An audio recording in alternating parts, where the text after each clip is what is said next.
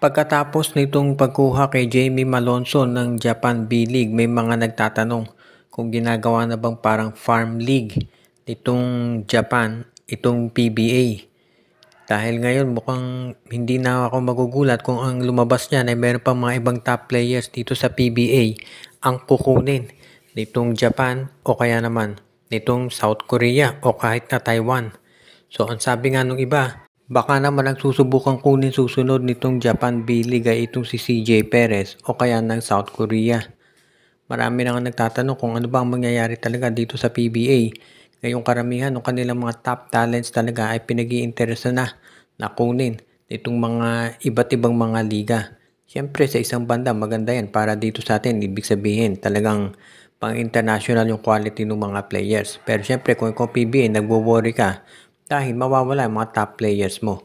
So yan ngayon yung isa dito sa pinag-iisipang mabuti ng PBA kung ano ang kanilang gagawin. Kung sa bagay, hindi naman nakapagtataka na pinag-aaralang mabuti yan ngayon.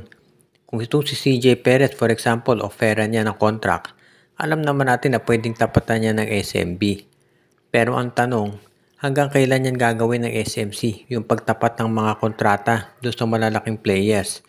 Dahil syempre may hangganan din naman yung budget nitong San Miguel Corporation.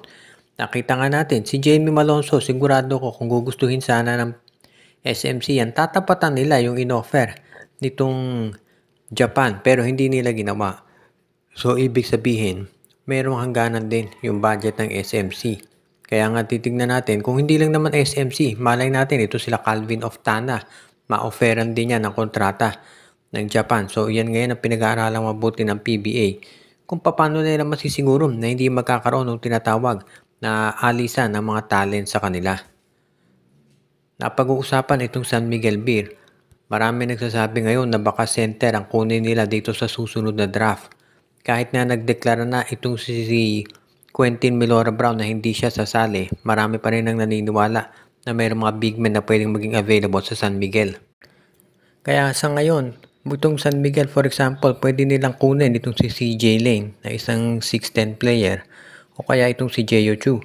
So ibig sabihin marami namang options itong San Miguel kung talaga naghahanap sila ng isang big man. Ngayon marami magsasabi maganda na yung sitwasyon ng San Miguel Beer actually dito sa kanilang standings. Pero kung ikaw naman itong si Coach Leo Austria, gusto mo syempre na makasiguro ka. Dahil alam natin na kapag nagka-injury si Junmar Fajardo, diyan nagkakaproblema SMB sa rotation nila. Nakita naman natin na nag-struggle talaga sila kontra sa San Miguel dahil doon nga sa injury ni Junmar.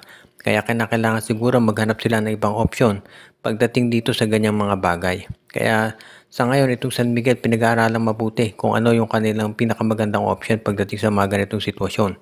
Alam naman natin na marami pang pwedeng gawin itong SMB. Pero sa ngayon, sa tingin ko kung interesado talaga silang kumuha ng tinatawag na center, pwede yung si Chu o kaya naman itong si CJ Lane.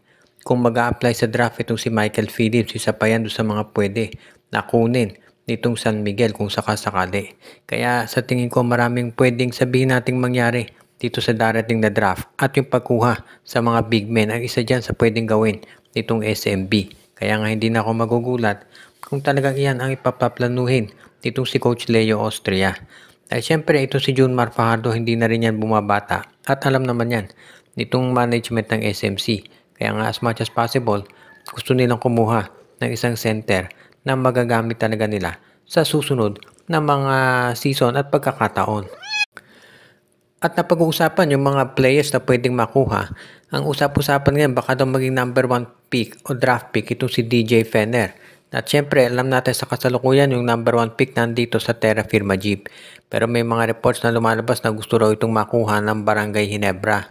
At baka sa bandang huli Ginebra ang makakuha dito kay DJ Fenner. Kung sakasakali na makuha yan ng Ginebra, malaking bagay ito para dito sa kanilang roster. Dahil ito si Fenner, ang height niya ay 6'5", so pwede yan na maging isang wingman ng Barangay Ginebra. Baka yan ang pwedeng pumalit sa pwesto nitong si Jamie Malonzo. Kaya sa tingin ko maraming sabihin na nating mga pwedeng gawing pagbabago dito sa lineup ng Ginebra at yung pagdagdag na dito kay DJ Fenner ang isa dyan. Siyempre para makuha ng Ginebra ito si Fenner, kinakailangan muna nila na magbigay ng mga assets dito sa Terra Firma Jeep. At sa tingin ko marami naman pwedeng ibigay dyan sa pangunguna ni Ben Adamos. At pati na rin itong si Von Pesumal. Yan yung mga pwedeng ibigay nila para dito sa number 1 pick ng Terra Firma. Alam din natin na bukod dito kay Fenner, meron namang iba pang mga players dyan na pwedeng sumali. Depende na lang siguro yan kung mag-a-apply sila sa draft at syempre kung kompleto yung kanilang papeles. Yan ang pinaka-importante dyan. Pero so far, ito si Fenner, mukhang okay naman yung mga papeles niyan.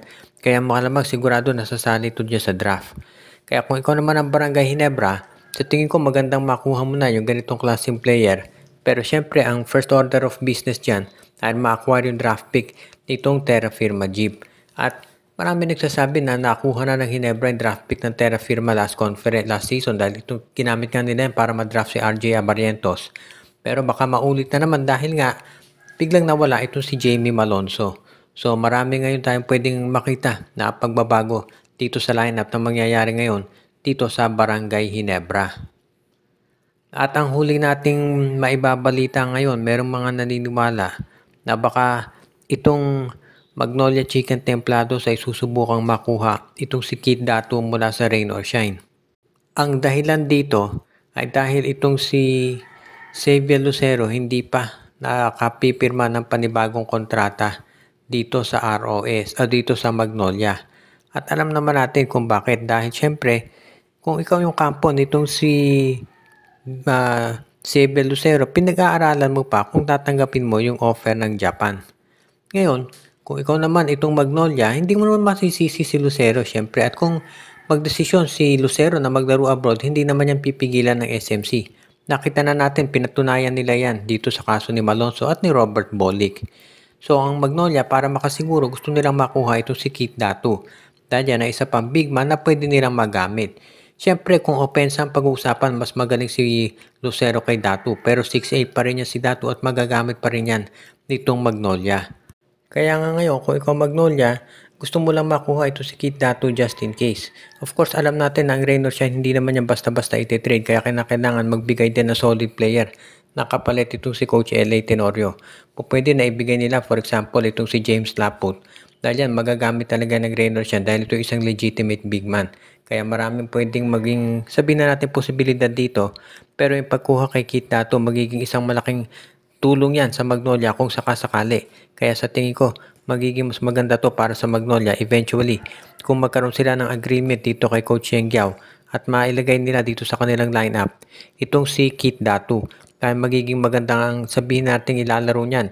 Lalo na kung yan ay mabigyan ng tamang playing time at magamit ng mabuti ni Coach Tenorio. At bilang isang dating player, alam ni Tenorio kung ano ang dapat niyang gawin.